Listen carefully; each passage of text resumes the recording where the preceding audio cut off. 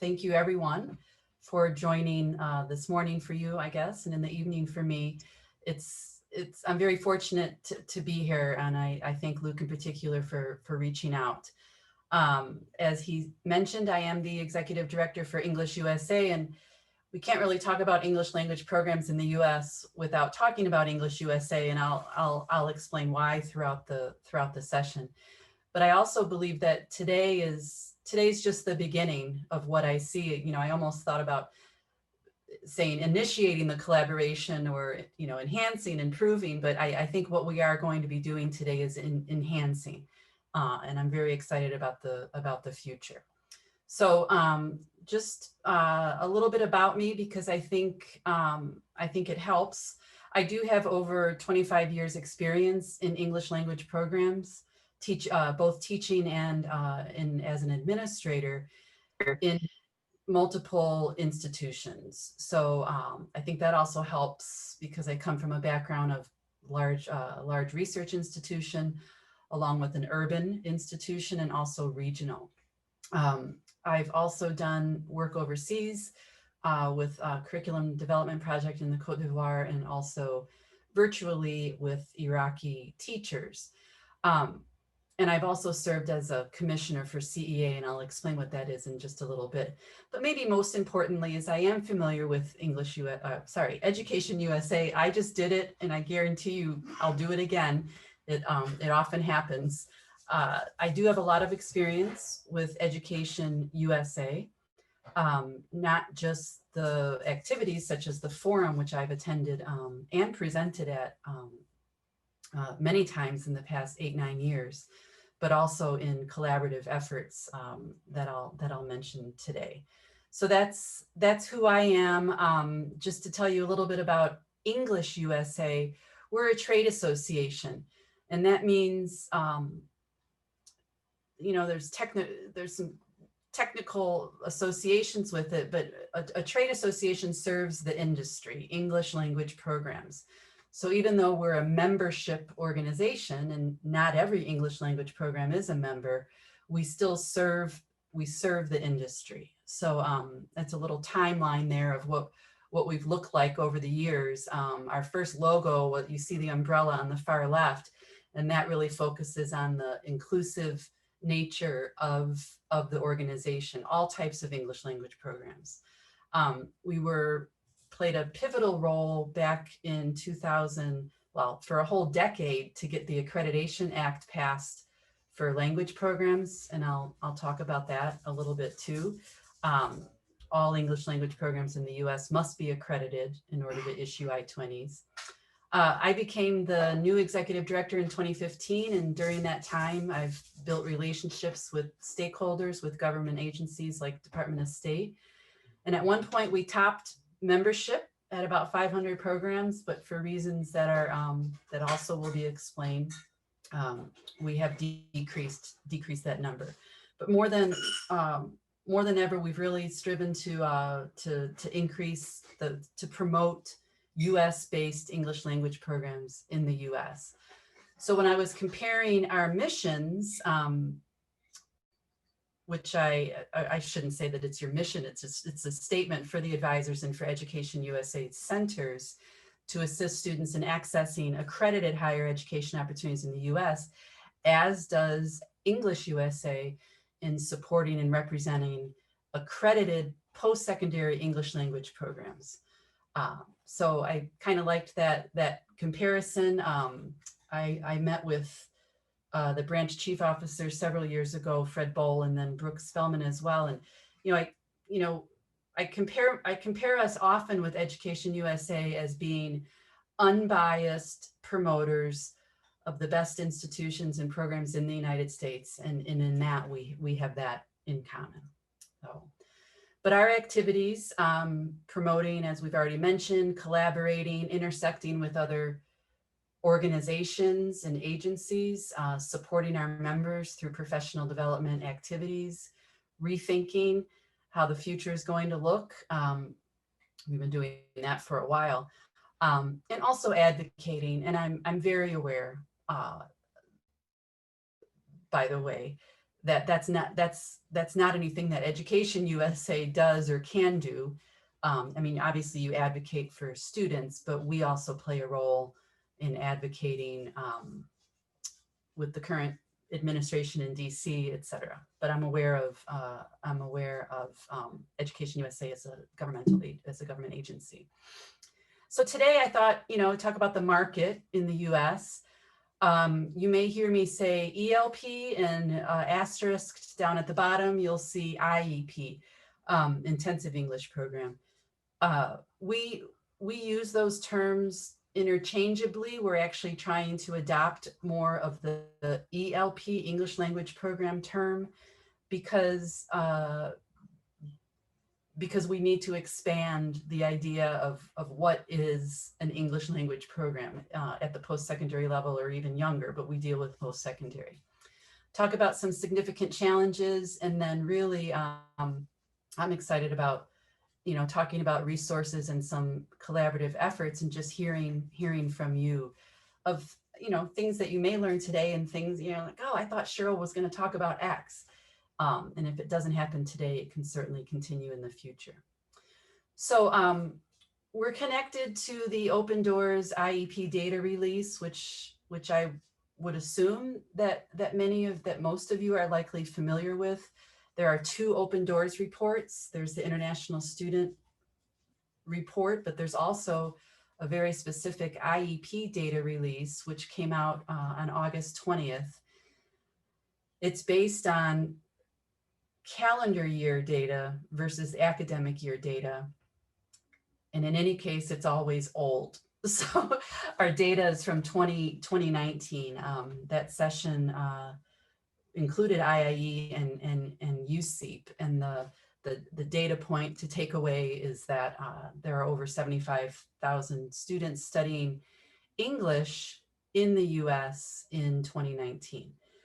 Which comes out to be over 1 million student weeks. Student weeks are the way that we count students. I'm not sure that the other International Student Report does the same thing, because they're enrolled in degree seeking students. But for this report for 2019, it was over 75,000. You'll note that it says 394 IEPs, and often the question I get is, how many intensive English programs are there in the United States? And we would love to answer that question, but we don't have the answer, and I'll explain why also. But the types of programs, university college owned and governed, community college owned and governed, these are ones I know that you're probably more familiar with. However, pathway programs are also a new constituent for us, and they're a new constituent because it's not new, but it's an audience that even the U.S. government has recognized in a different form, I-20, that the students get prior to applying for a visa. And these pathway programs, essentially they are language training programs, but they're combined with some university college credit as well. And they also are differentiated by whether or not it's an in-house and governed and operated, or it may be a third party that owns part of that pathway program, but it's still situated on a university campus, or it may be completely outside, but have articulation agreements with multiple universities. So as I mentioned, I know that these top two bullets are likely the focus here, but I wouldn't be doing my job if I didn't mention that the proprietary multi-site, proprietary single sites, and the joint partnerships are also a very important part of the English language program industry in the US. I mentioned accreditation earlier. Just as universities are covered by, likely by the Council for Higher Education accreditation, the different regions, English language programs are also accredited by either ASET, which is the accrediting council for continuing education and training. So that includes language programs and also some continuing education, or CEA, which is the Commission on English Language Program Accreditation. These are both specialized bodies that accredit English language programs. Now, it's very possible, if I went back to that previous slide, university and college and community college governed programs may also be, or they do fall under their regional accreditation, one of the 7 regional bodies, but they may also have the CEA accreditation as well, which really shows that a program is committed to high quality, high standards.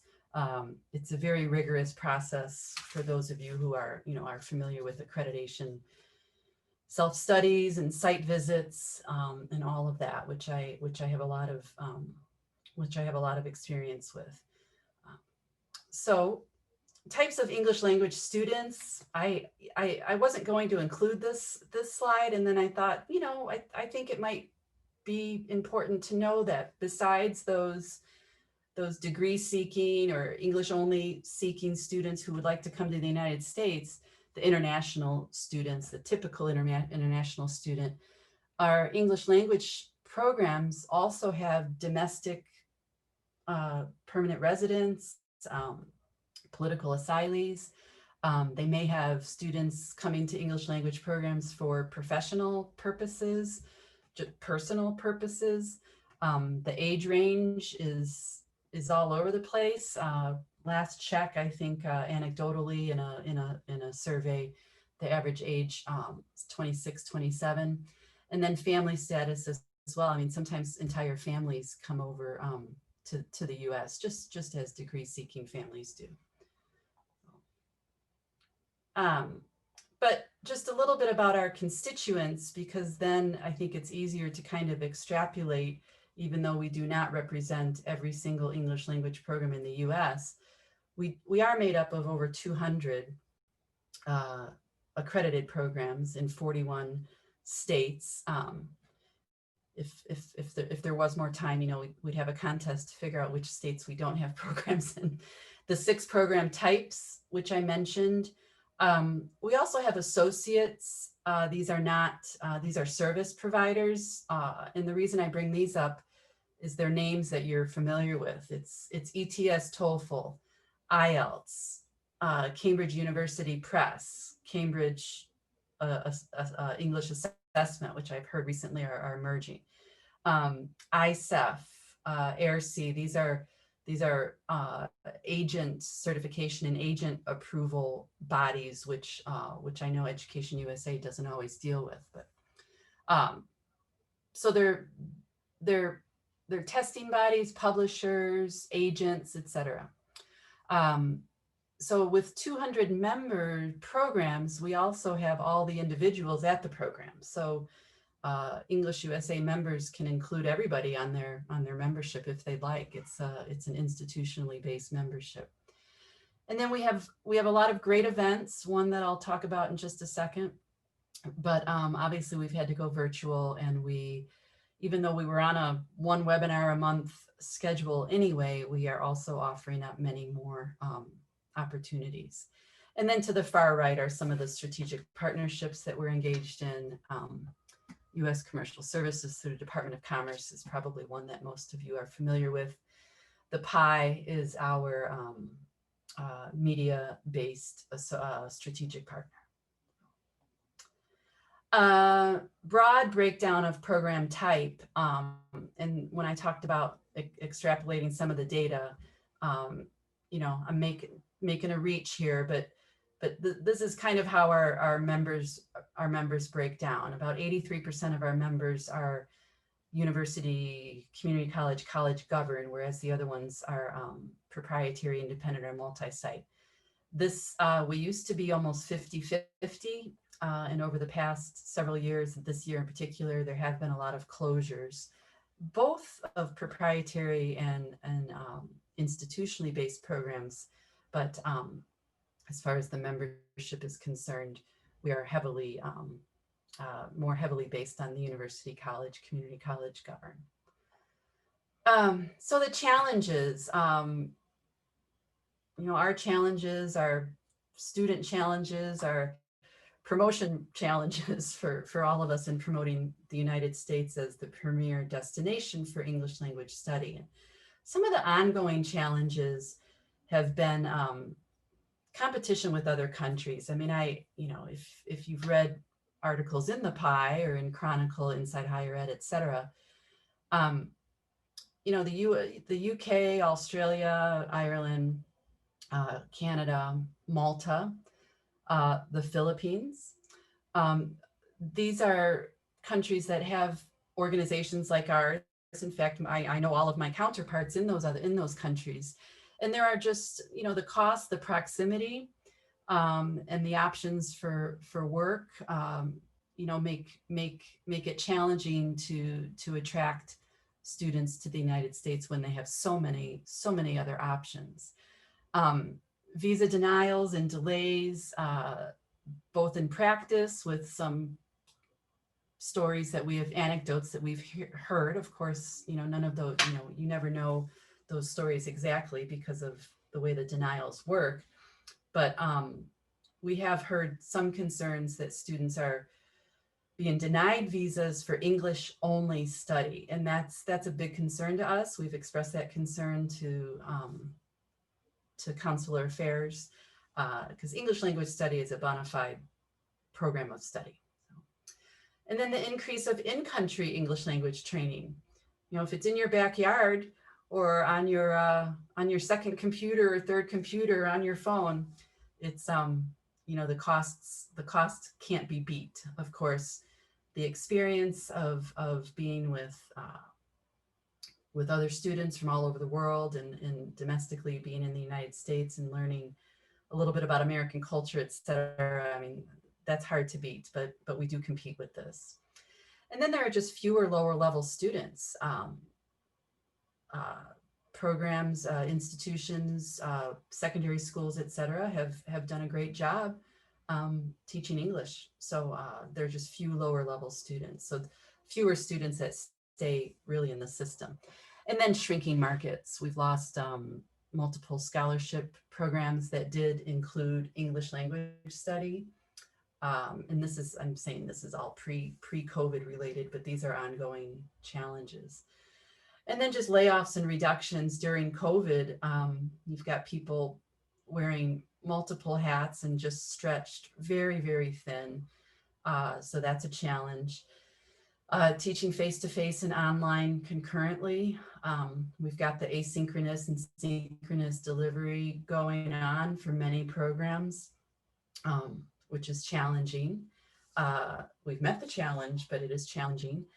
And then marketing. I'm here today. I hope to help. I mean, I'm not marketing any particular program. I don't do that. But marketing what will be, what is, and predicting what the long-term and even near-term future looks like is challenging for anybody right now, but in particular for language programs. And the reputation of the United States. We are dealing with some of those issues, and I think advisors were asked at the EducationUSA forum last week, how they deal with some of those issues. I don't know if that's something that someone has a question about later, but and then the challenge. This is from Open Doors, and we call this the graph because it comes out every year, and you can see we're the blue line. I don't know how it appears on your screen, but we're the line going up and down, which it has done over the years. English language programs have rebounded after multiple crises, 9/11, Asian economic crises, the loss of the scholarship programs. And I already told you that this data is a little bit old, so we don't even know what 2020 looks like. But we often describe English language programs as being, there's an expression, a canary in the coal mine, and we often predict what some of the degree seeking programs are going to see based on the trends with English language programs. So we know that we're in for another down, but we're already under the line. So it's a challenge, very much so. But I'm a positive person. And one of the positive, always positive, that comes out of the collaboration with Open Doors in that survey is that, you know, almost 50% of students intend to continue studying in the United States. And what we've always promoted is that the student path and the, the, the quality of the education system in the United States is taking care of that student from language development through degree seeking, whether it be bachelor's, master's, and PhD, et cetera, but that path of the student. And we're, you know, through word of mouth, et cetera, we know that we still are among the best in the world when it comes to that, to fulfilling those dreams of those students and to helping them along that path. So that's always positive to hear from Open Doors. I mentioned this a few minutes ago already, so I'm not really sure why I have that slide in there again, except to just to review a little bit of what an association like EnglishUSA can do or is doing. Some of these things that I've already mentioned. We promote the US. So I attend conferences on a regular basis. We liaison with many organizations that you're likely familiar with, like NAFSA, for example, IIE with the Open Doors, and other relevant international education bodies. And also our relationships with government agencies. So we're in constant communication with the departments of state, both on the education and cultural affairs side, but also the consular affairs side. Department of Commerce, and also Homeland Security. So the association has very broad support. Bottom line is that we do all of this support in order to help the students. So even though we are not the direct route to the student, we're a pretty smooth highway and road to get there. So, and these are some of our other associates, partners, friends. I need to be careful with that term friends because we have a new category called friends. But some exciting things, you know, over the past, just over the past year, I mean, I can say year because it was only a year ago, we collaborated on a certified trade mission for intensive English programs only. So it was a very specific trade mission with the Department of Commerce and with EducationUSA. So we went to Colombia and Brazil. Here's some photos from that. We took 25 language programs and we did 2 cities in Colombia, 2 in Brazil. EducationUSA was very helpful with the student fair piece in 3 of those 4 cities. So we were hoping to do that again, and we were hoping to expand out to Asia, but we'll have to wait. We'll have to wait for COVID. And our stakeholders event was just a couple weeks ago on October, well, time flies, 3 weeks ago on October 1st and 2nd. And if you have a chance to check out that that website, it's EnglishUSA 2020. You can see the agenda, but we were very fortunate to have Deputy Assistant Secretary Carolyn Casagran. She was there and gave some guest remarks, followed by a presentation by EducationUSA. So there's very much a connection with ECA as a whole, and then the advisors.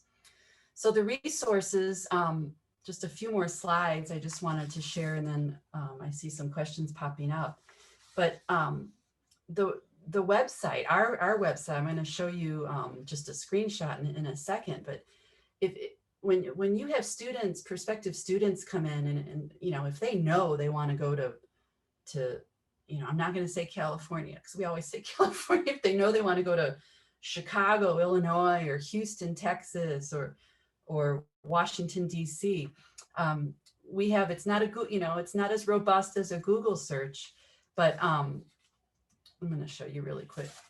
But there's Find a Program, there's an interactive map, and there's also a program search where you can type in the name of a city and you can get all of the programs. And admittedly, full disclosure, the English USA member programs that are in those cities. So there's a resource that you could tap into without completely on your own. That's a public facing site. So that's a really good place. That's a really good link, I think, to have in your bookmarks. Um, I had mentioned or had asked Luke just before we started about the regional Education USA forums and how often those happen in your area. And obviously, we know that a lot of webinars are going on, but I would love to be part of a webinar with students. If you have students, I was going to say, if you have students come in, if you have students sign up, obviously virtual, likely at this point still. If there's a particular area of the US that you'd like to focus on, if there's a particular type of degree program that may have English language programs that feed into that, that's something that we can follow up on together. So I would love to use me as a love to have you use me as a resource, and that's the last point there. I'm your person. Um, this is probably when I let people know that English USA is an office of one. So it is just me. I answer to a board, and the board is certainly very helpful, but everything comes directly just to the office. I try to hide the pots and pans behind in my kitchen, but that's who we are. We are small but mighty, is what I like to say. So I mentioned the website. And here's some potential webinars. I guess I already mentioned one. Choosing an English language program in the US that's best for you. Transitioning from an English language program in the US to a degree program in a different location, region-based, or what makes English language programs different from each other. I mean, programs have to differentiate who they are and what they offer, and that might be something that we could talk about. So Q&A, I'm going to go back to that, but I really hope, and I know these slides are going to be shared, but that's me and a couple of my family members. I'm in Atlanta. I love to golf and I love oysters. But I really hope that you consider reaching out just one-on-one, because it's we can certainly figure out something. And even though I'm the office of one that has a really good relationship with a lot of people in the U.S. So Luke or Charlie, these questions that I put up, I just put up just to see if, in case people didn't have questions, but I do see a few in the box. Should I go and try to answer those? Or?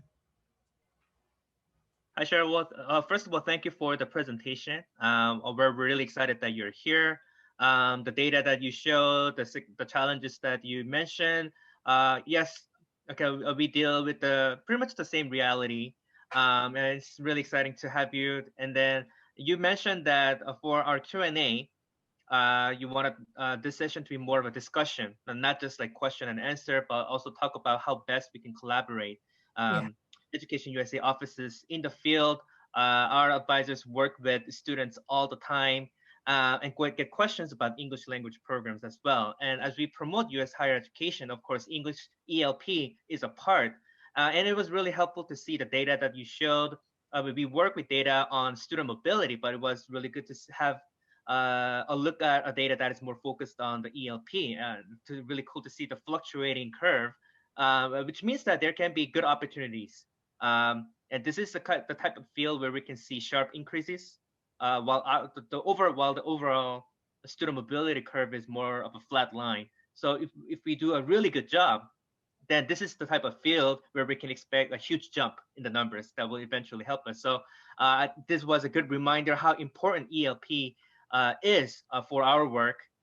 And so before we move on to the Q&A session, I just wanted to let our advisors know that it's really a privilege for us to have Cheryl here with us today, as she's an executive director. So she has all the decision-making power. She can connect us to all the the important colleagues that we want to work with. So, and thank you for making yourself available to and so approachable and reachable.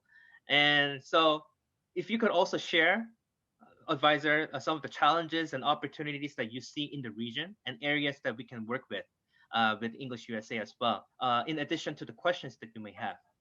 So thank you, Cheryl. Let's move on to the Q&A section. Maybe we can go back to the slide with the Q&A, Cheryl, so that we can have that on there and as we have our discussion. Thank you. First question is actually from our React, Charlie. Charlie, you want to unmute yourself and ask the question directly? Sure. Thank you so much, Cheryl.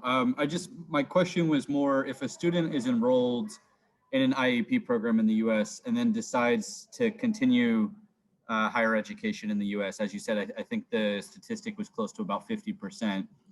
How is that transition handled? Does the IEP program help the student to then enroll in a college or university? Would they have to go back to their home country first? I know we don't go into too much detail about visas because that's mostly consular, but can you give us an idea of how that would work if a question came to one of our advisors, how they would explain that?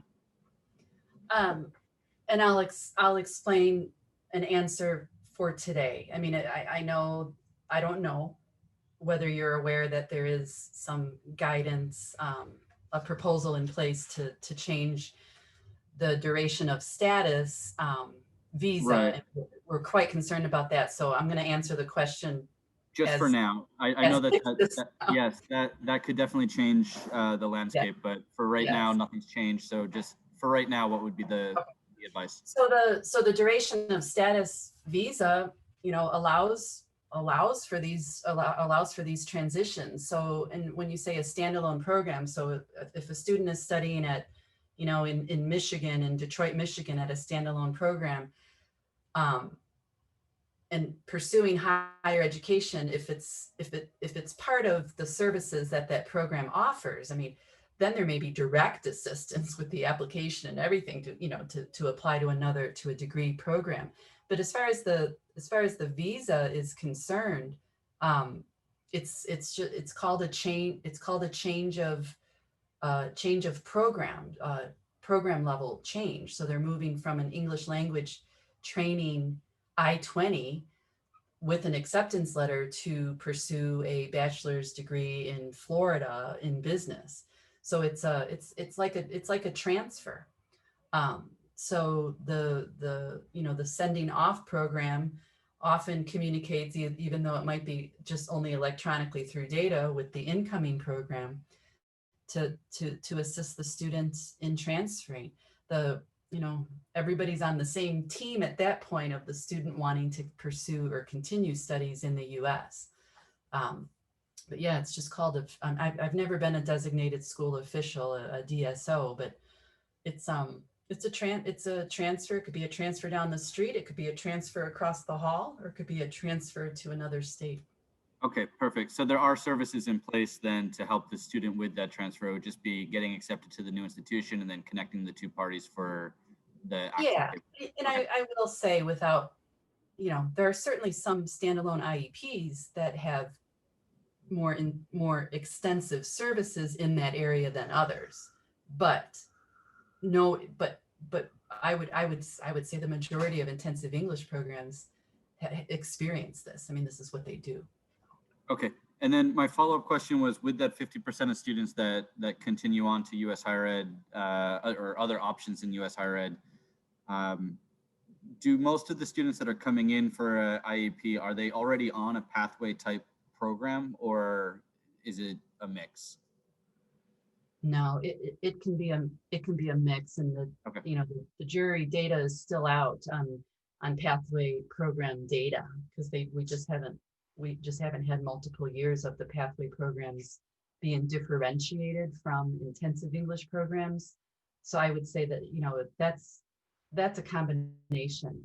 At the end of the day, pathway programs with language training are really a type of English language program.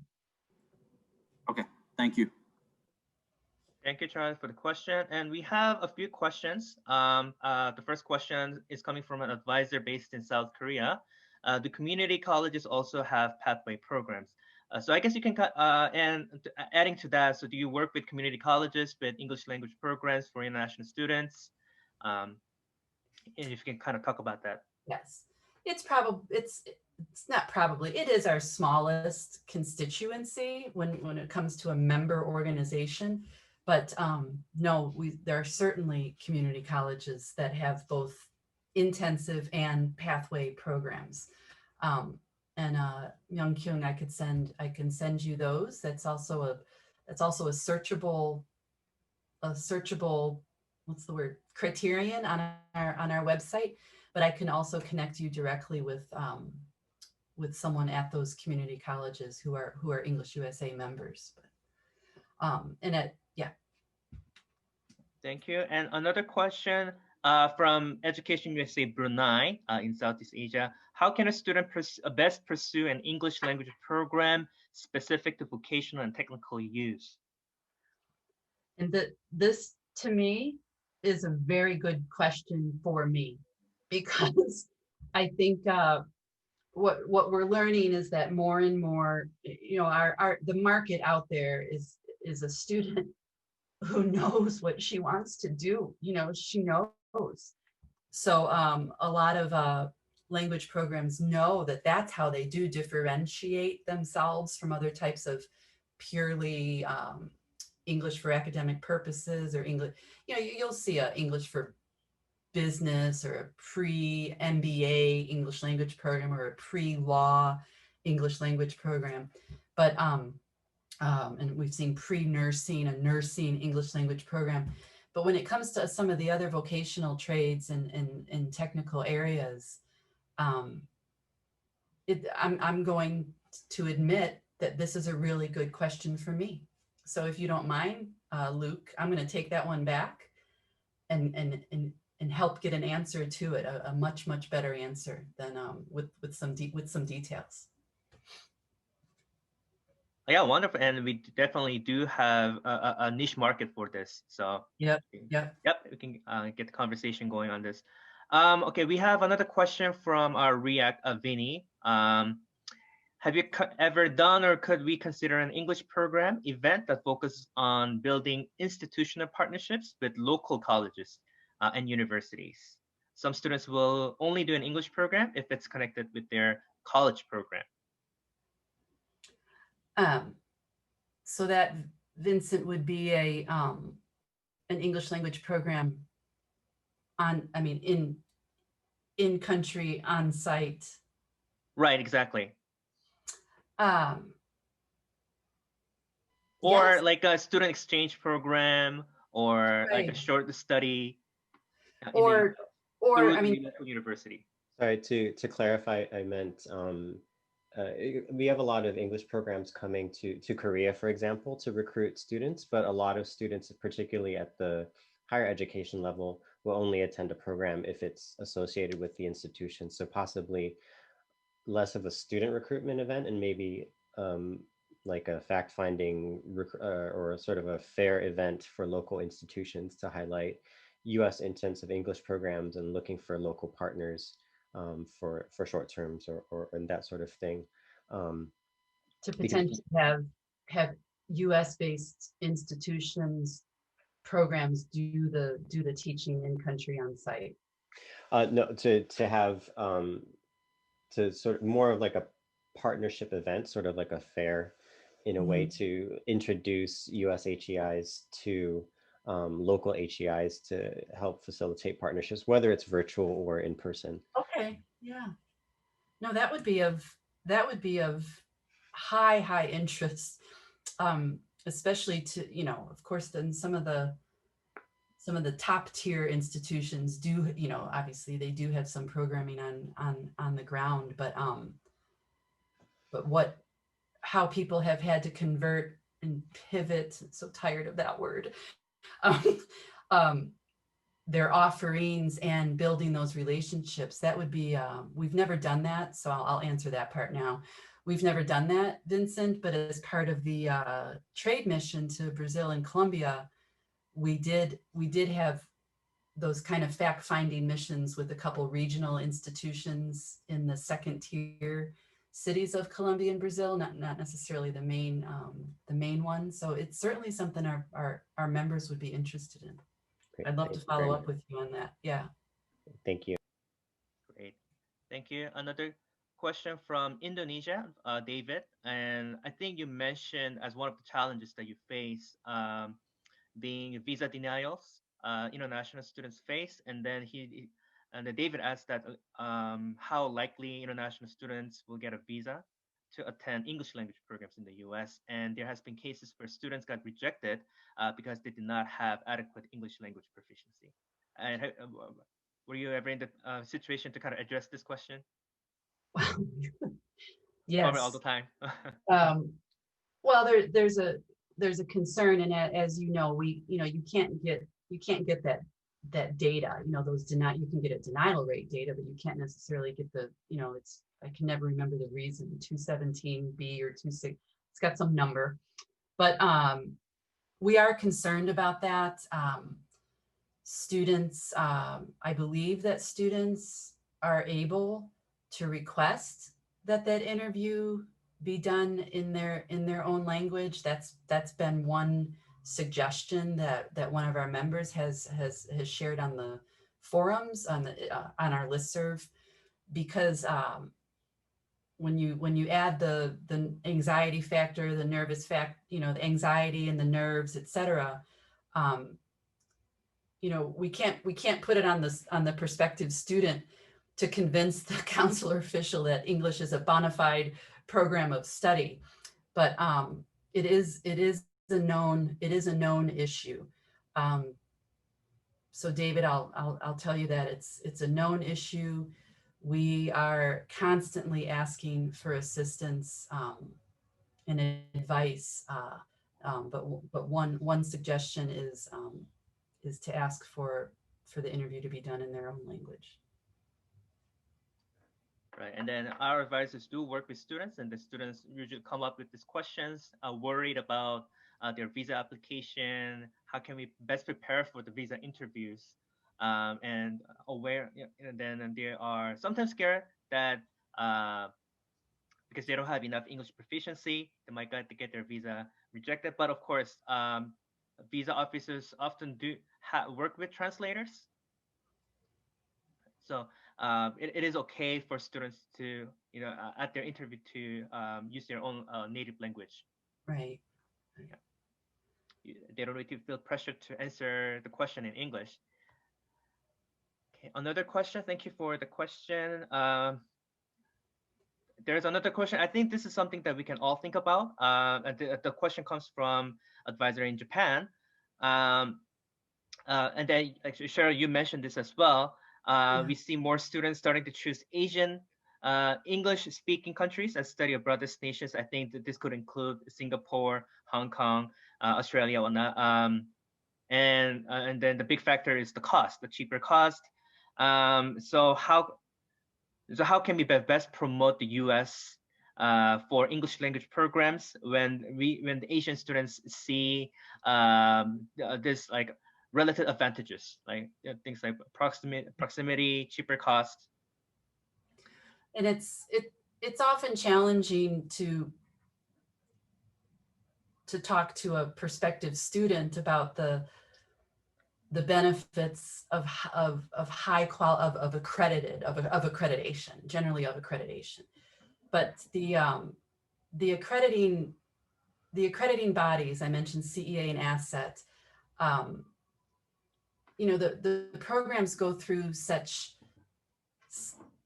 a strict review of standards that are so focused on the student that that it's hard not to just want to just boast quality as we do, as EducationUSA does also for degree degree institutions.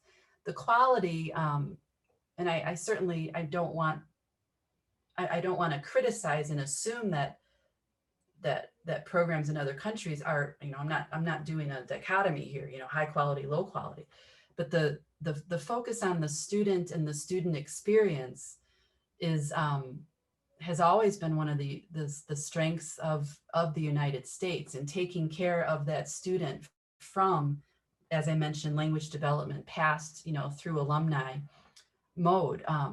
I think the opportunities, and this could go for students studying in, UK, Australia, etc., but the opportunities to integrate in another culture, and in the US that means also integrating in cultures, among cultures, especially in the larger cities. Um, it's an experience that most of you have likely experienced, that study abroad, the study abroad experience, um, is life changing. And I think the diversity, we talk about going to the United States to study English, or going to the United States to study history or business, etc. But to experience a country with the geographical, cultural, social diversity that we have is what we're still trying to promote. It's easier to promote it when it's still happening, but obviously those student stories, it's the students that can tell the most honest, heartwarming, engaging, life-changing, transformational stories. So I know that's my answer. And that's a great answer. Definitely studying English in your home country will be very different from studying English in the United States. Of course, you mentioned the quality of the program being different, but what comes as a package along with the English program is quite different. The diversity you mentioned, and also the opportunities, the types of network that you're going to build in the United States. And the types of opportunities. And there are a lot of things that only the United States can offer us. And you also mentioned in the beginning, it's not just about promoting the program, but it's also about promoting the United States of America. So so be aware, be mindful of what comes as a package, and of course the focus on the different quality they expect to get from US based programs. And a follow-up question from the advisor: do you have any data on the student success for learning English between in-person and online? So I guess this is something that you deal with right now. Yeah, we don't have that data yet, but we often it's often been mentioned at our own webinars lately about the number of dissertations and journal articles that are going to be coming out of COVID. I assume, especially at some of our research-based institutions, that this data collection is being done as we speak. But we, as EnglishUSA, do not. We expect to survey our members and get some of the anecdotal data on the experience. But as far as success, which is also hard to measure when it comes to grade point average or level promotion, etc., I'm going to leave that to the researchers, but I'm sure it's going to come at SUCO. Okay, and that's all the questions that we have. So advisors, please feel free to kind of chime in, and let's try to answer some of the questions we see on the slides. How about especially the second question, and then the third question about how are you telling your advisee and students to talk about the English language programs in the United States, and what are some ideas that you have for us to kind of consider while we are trying to promote English language programs in the United States in your country. So feel free to unmute yourself. You can turn on the camera if you want as well, so that we can all see your face.